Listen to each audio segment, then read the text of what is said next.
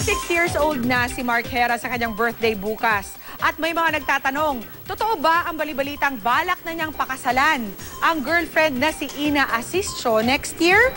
Makichika kay Lars Santiago.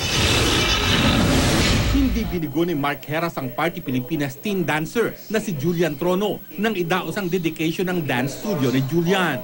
Hanga raw si Mark kay Julian na sa edad nitong 15 nakapagbukas na ng negosyo na may kinalaman sa pareho nilang passion, ang pagsasayaw.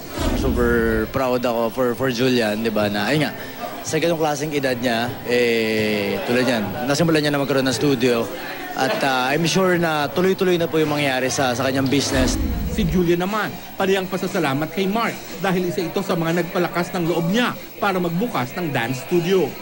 Marami rin daw siyang natutunan kay Mark na itinuturing niyang idolo sa pagsasayaw at tinatawag niyang tatay. Mga advice sa akin talagang nakakento ka, huwag mong gagawin yung mga kento-kento. So parang mas naging tatay figure siya pagdating sa pagsasayaw.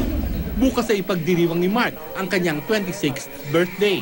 At wala naman daw malaking plano ang kinikilalang bad boy of the dance floor. A small gathering lang sa bahay, yun lang naman yung plano ko. I don't want to celebrate naman ng masyadong malaki like or sa malaking venue. Basta makapag-celebrate lang ako ng birthday ko. And syempre, I'm preparing talaga for Christmas. Sinagot din ni Mark ang lumabas na balitang nagpaplano na siyang pakasalan ang girlfriend na si Ina Asistio sa susunod na taon. Hindi pa po. Matagal pa yung titular.